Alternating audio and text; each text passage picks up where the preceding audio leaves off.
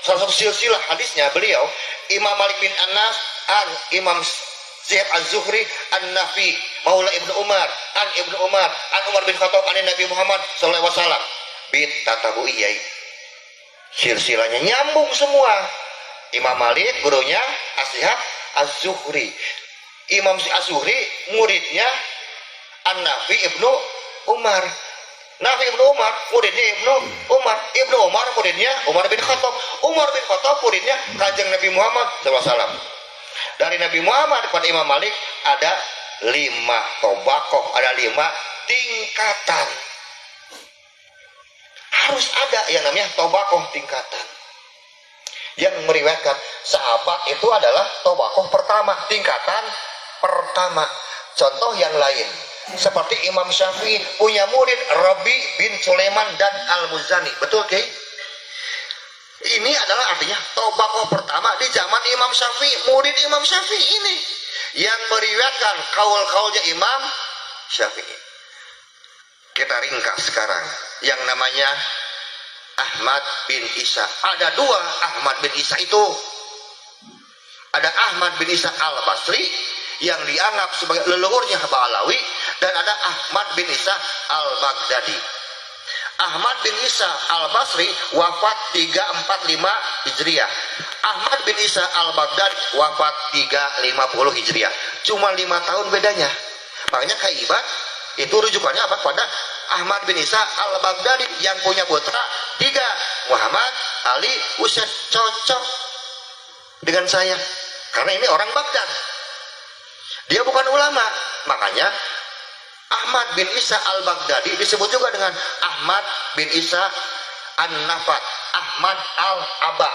Beliau adalah seorang pengusaha minyak kaya raya, dan beliau bermadzhab Syiah. Kalau tidak Syiah, imamnya Syiah Ja'fariyah.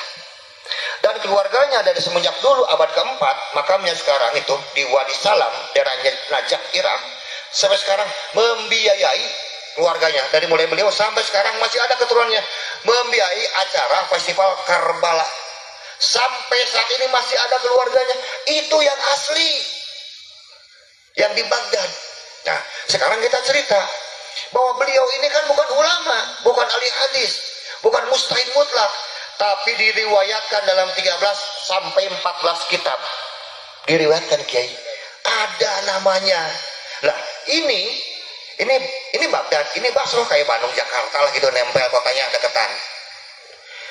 Sekarang Ahmad bin Isa Al-Basri ini lahirnya kan 260 Hijriah. Sekarang kita cek lihat. Saya contoh 4. Kesatu ini Imam Muhammad Ibnu Jarir At-Tabari, lahir 224 Hijriah. Kitabnya kitab Tarikh At-Tabari dan Tafsir At-Tabari. Semua ulama mengetahuinya. Mustahid mutlak mustakil beliau. Ahli hadis, mu'arikh, ahli tafsir, ahli hadis. Wih, segala macam itu ahli segala. Imam Ibnu Jarir At-Tabari 224 Hijriah. Kemudian era kedua ada lagi Imam At-Tabarani 260 Hijriah. Kitabnya Sunan As-Saghir, Sunan Al-Awsat, Sunan Al-Kabir, dan Musnad As-Sami'in. Orang Irak. Kemudian tahun 260 juga lahir yang namanya Ahmad bin Isa, tahun 260. 1 tahun persis sama dengan Imam At-Tabarani. 1 tahun. Kemudian katanya beliau ini adalah seorang imam, ulama, ahli hadis, dan mustahid mutlak. Katanya, pakai katanya. Setelah ini 260. Ada lagi anaknya 278 Hijriah, Ubaidillah bin Ahmad Al-Muhajir 278. Cuman antara ini ada lagi ulama-ulama kita di Irak semua. Ada Imam Ibnu Mandah, ada Imam Al-Baihaqi, ada Imam Ibnu Hibban, ada Imam Ibnu Huzaimah, dan ada Imam Al-Hakim. Dari mulai Imam Ibnu Jarir At-Tabari sampai Imam Al-Hakim ini kurang lebih 400 sampai 500 tahun. Yang menarik, dari mulai Imam Ibnu Jarir At-Tabari 224 Hijriah sampai sekarang Imam sekarang At-Tabarani 260 360 Hijriah. Beliau wafat 360, jadi umurnya 100 tahun ya, panjang Imam Tabarani ini. Kan satu zaman dengan katanya dengan Ahmad bin Isa. Pertanyaannya, semua ulama yang hidup di zaman Imam Ibnu Jarir At-Tabari semuanya diriwayatkan dalam kitab-kitab Imam Ibnu, dalam kitabnya Imam At-Tabarani diriwayatkan. Cuma satu ulama yang tidak diriwayatkan dalam kurun waktu 226 Hijriah sampai 360 Hijriah. Dalam jangka waktu 120 tahun cuma satu ulama yang tidak diriwayatkan oleh Imam Tabarani. Siapa namanya? Ahmad Al-Muhajir, Ahmad bin Isa. Kenapa nggak diriwayatkan? Karena orangnya tidak pernah dilahirkan. Jawabannya. Sia dengekeun Balawi. Belum selesai, tenang. Jik dengekeun jik. Saya tidak membatalkan nasab, saya mah nasab urusan keiman. Har, dengekeun har. Sekarang di bawah Imam At-Tabarani ada Ubaidillah bin Ahmad Al-Muhajir 276 atau 278 Hijriah, artinya umurnya beda antara 16 atau 18 tahun dengan Imam At-Tabarani. Ya. Beliau wafat 360 Hijriah. Ubaidillah 278 atau 276 Hijriah lahir. Kemudian wafat 345, 15 tahun bedanya. Berarti duluan Ubaidillah. Kalau memang betul beliau mujtahid, ulama dan muhadis, lalu kenapa namanya juga dua-duanya tidak tercantum di dalam kitab sekarang? Kitab Sunan As-Shogir, Sunan Al-Ausad, Mujam Al-Ausad, Mujam Al-Shogir, Mujam Al-Kabir, dan kitab Musnad As-Samiyin. Kenapa dua-duanya tidak tercatat, tidak terkonfirmasi? Karena dua-duanya tidak pernah dilahirkan. Kan beliau mustahid, kan beliau ahli hadis, kan katanya ulama yang hidup 100 tahun semuanya terkonfirmasi, terekam, tercatat dengan baik. Terus kenapa ini dua-duanya nggak tercatat? Kita bicara kehadiran mereka sebagai ulama ada atau tidak. Di belakangnya ada Imam Ibnu Manda, kitab Al-Iman. Ada sekarang kitab Ibnu Huzaimah, Sahih Ibnu Huzaimah. Kalau betul sahih itu orangnya ada, harusnya ada namanya dalam kitab Sahih Ibnu Huzaimah. Ibnu Hibban, kitab Sahih Ibnu Hibban, nggak ada lagi namanya ini orang. Dalam kitab Al-Imam Al-Baihaqi, Sunan Al-Baihaqi, tidak ada lagi. Al-Adabul Baihaqi, tidak ada lagi namanya. Kemudian dalam kitab Al-Mustadrak Al-Hafidh Imam Al-Hakim, tidak terdaftar lagi, tidak tertulis lagi. Sekian banyak ulama-ulama yang hidup di Irak dan sekitarnya, tidak ada satupun yang meriwayatkan yang namanya Ahmad bin Isa dan Ubaidillah bin Isa. Jangankan sebagai mustahid mutlak, jangankan sebagai ulama atau ahli hadis, sebagai santri saja tidak pernah terkonfirmasi. Kenapa tidak terkonfirmasi? Karena tidak pernah dilahirkan di alam dunia ini. Itu jawabannya. Oh, siap.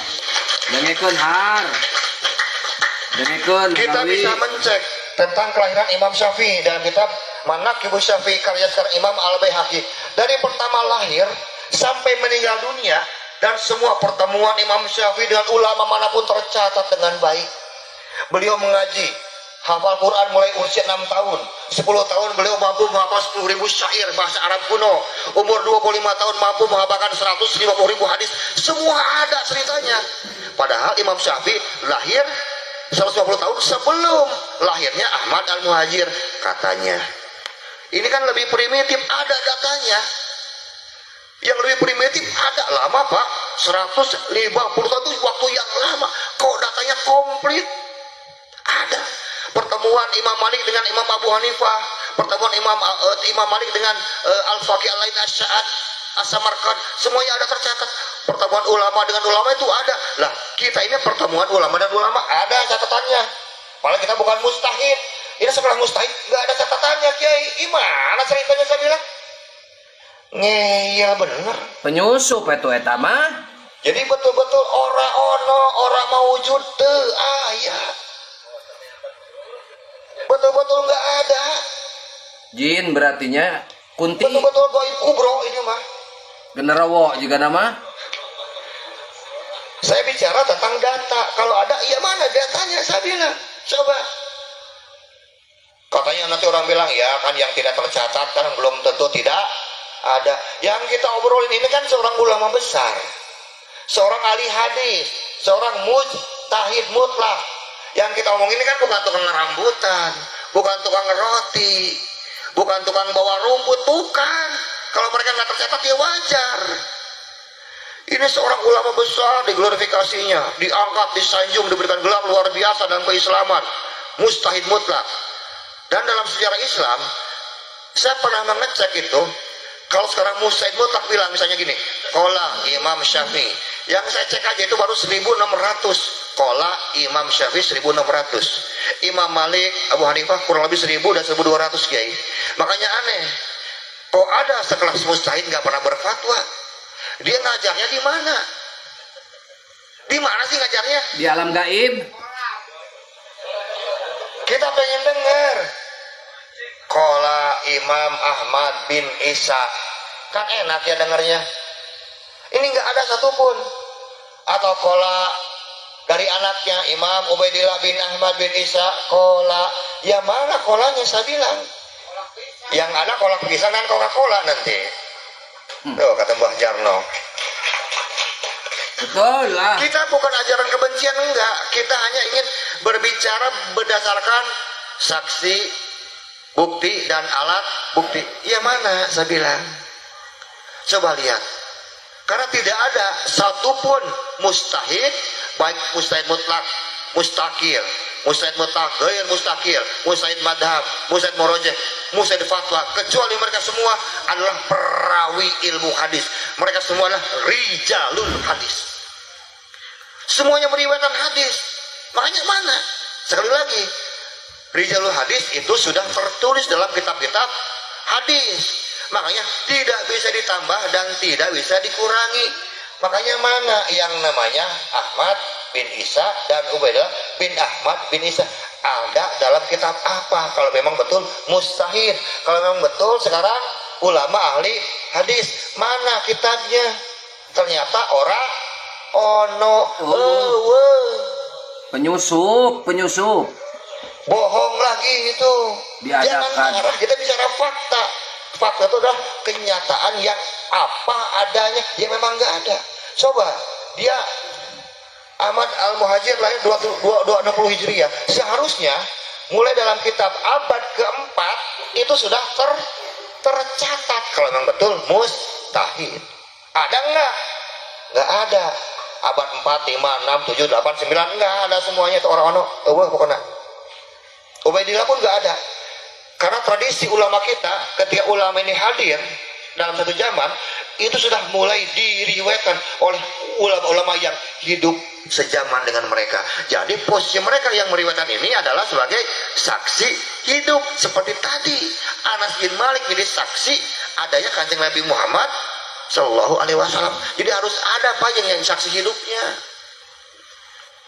Semua kelahiran itu ada saksinya.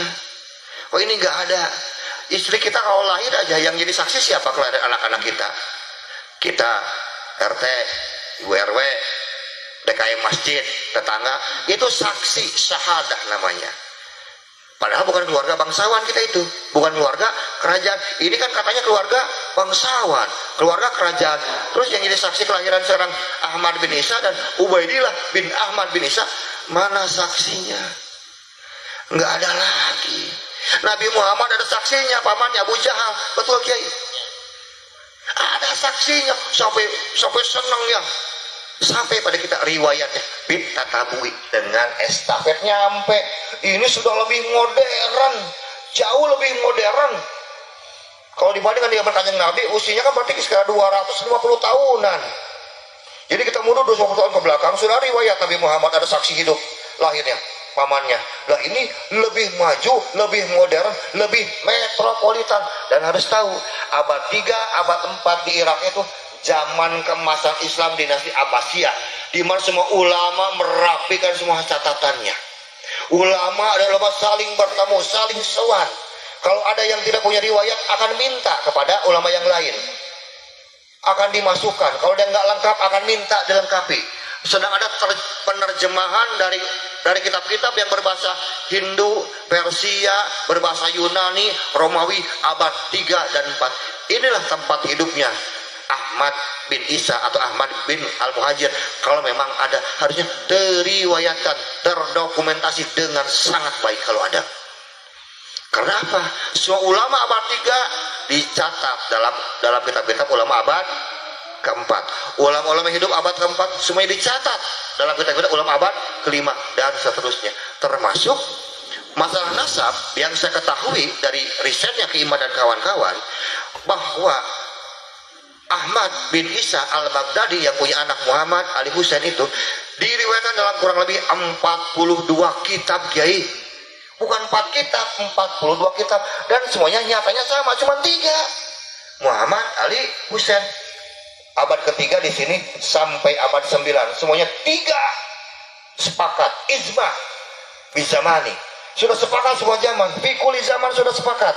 Tiba-tiba tahun 985 muncul Ali As-Sakron mengisbat lewat mimpi anak-anaknya Ahmad, itu ada 4 dengan Ubaidillah. Pertanyaan saya kan sederhana, ini abad 9 mengatakan anak Ahmad itu 3, Muhammad Ali Isa. Ini merujuk kepada kitab abad berapa? Abad ke-8. Kitab abad ke-8 mengatakan bahwa anaknya 3. Ini merujuk kepada kitab abad ke-berapa? Abad ke-7. Abad ke-7 kepada abad ke-6. 6 kepada ke-5. 5 ke-4. 4 ke-3. Semuanya sama. Cuma 3 anaknya. Muhammad Ali Husain. Makanya saya tanya, itu Ali As-Sakron mengatakan anaknya Ahmad bin Isa 4 itu merujuk kepada kitab yang mana? Jawabannya dapat mimpi. Kalau mimpi mah jawab sama mimpi lagi aja lah. Mimpi kok jadi hujah, saya bilang. Nah inilah salah satu kejahatan Ali As-Sakron abad 9 sampai abad 11.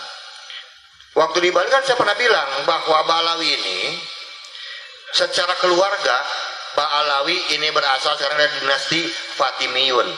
Dinasti Fatimiyun berasal dari dinasti sekarang Bani Lewi. Bani Lewi sekarang dari kerajaan dinasti Seba, kemudian dari dinasti Mu'in, kemudian dari kaum Samud, dari kaum Ad, dari Bani Iram, dari Al-Fasyad bin Saleh bin Sam bin Nuh. Jadi Ba'alawi ini anak cucunya keturunan dari Nabi Hud alaihissalam. Hanya ada lintas keturunan dari kaum Ad dan kaum Samud yang sampai sekarang belum bisa dibantah. Karena Nabi Muhammad nggak mungkin punya darah itu, Kiai. Makanya wajar kalau mereka sombong dan songong. Yang paling besar ada dalam sejarahnya Bani Lewi itu kan anaknya Yakub. Dan memang dari 12 anaknya diberikanlah kewenangan otoritas keagamaan kepada Lewi. Makanya nggak aneh kenapa sekarang orang-orang Ba'alawi ini dalam urusan agama pengen paling besar, pengen paling hebat, pengen paling hebring, bahkan sampai pakai gelar imam besar, imam jumbo. Embung eleh itu nggak mau kalah itu. Oh siap, mendingan kapanggih. Jadi nggak salah kok kalau mereka ini memang punya gen Yahudi. Tapi kan banyak orang Yahudi soleh, jangan salah, nggak orang Yahudi brengsek semua, enggak. Contoh, di Israel itu kan banyak masjid. Orang-orang Muslim yang lahir sebagai Yahudi dan bermadzhab Syafi'i. Menarik, orang Yahudi, Muslim, madzhab Syafi'i, ini bisa soleh. Ini soleh ini. Kenapa sekarang yang Ba'alawi di sini nggak bisa soleh? Padahal sama-sama turunan Yahudi. Nah ini makanya dibedain antara yang soleh dengan yang nggak soleh. Nah ini menariknya apa? Waktu saya di Surabaya saya bicara dengan Prof. Ben M. Ali. Prof, saya bilang, sepertinya penisbatan nama Arab Aribah dengan Arab Musta'ribah sudah ratusan tahun terbalik, saya bilang. Profesor Ben M. Ali bilang, kok bisa gitu Yai? Ini hasil riset saya, Prof. Tapi kalau saya salah tolong dibenarkan. Saya katakan begini, Nabi Ibrahim alaihissalam dalam manuskrip klasik dan tua dikatakan berasal dari suku Muzarab, Muzaribe, Ya'rib, Ya'rub. Apa akar katanya? Arab dan Aribe. Dan memang Nabi Ibrahim ada leluhurnya Arab kuno. Karena bangsa Arab kuno ada 4, yaitu Arab Sumeria, Arab Akadia, Arab Syria, dan Arab Babilonia. Dan Nabi Ibrahim termasuk suku Arab Babilonia. Suku Arab Babilonia ada dua, Arab Babilonia Abrahamik, artinya keturunan sekarang Nabi Ibrahim, dan ada Arab Babilonia non Abrahamik. Dari Arab Babilonia Abrahamik ada tiga, dibagi tiga, ada Ismailiyah, Yakubiyah, dan Madyaniyah, yaitu suku Nabi Shu'aib yang sudah musnah, yai. Mereka semua berarti suku Arab, baik Nabi Ismail dan Nabi Ishak jelas-jelas suku Arab murni, yaitu Arab Aribah, bukan Arab Musta'ribah. Kenapa? Berdasarkan ilmu pengetahuan zaman sekarang, biologi modern, ternyata bahwa haplogrup J hanya dimiliki oleh suku bangsa Arab yang 4 tadi, kiai. Artinya sudah terbalik. Jadi Bani Ismail adalah Arab Aribah, bukan Arab Musta'ribah. Arab Musta'ribah artinya Arab yang diarab-arabkan. Ratusan tahun dalam kitab-kitab sejarah terbalik. Makanya orang-orang Ba'alawi, orang-orang Yaman, mereka mengisbat diri mereka adalah Arab Aribah, Arab murni, padahal Arab Musta'ribah. Mereka tidak masuk dalam suku golongan bangsa Arab yang 4, nggak ada satupun. Kenapa? Karena dari Abir punya anaknya 3, Falih, Samud, dan Yoktan atau Kohtan. Dari Falih turun kepada Nabi Ibrahim alaihissalam, kiai. Terus ke bawah kabar kanjeng Nabi Muhammad SAW. Dari sekarang Samud dan Yoktan ini mereka beranak pinak mulai tahun 2200 sebelum Masehi. Ingat, 2200 sebelum Masehi di mana? Di Yaman beranak pinaknya, di sana. Dan anak Yoktan itu ada 12. Salah satunya namanya Amir bin Kohtan yang masyhur dengan sebutan Hadromaut. Itu julukan buat anaknya yang namanya Amir bin Kohtan. Kenapa ada juga Hadromaut?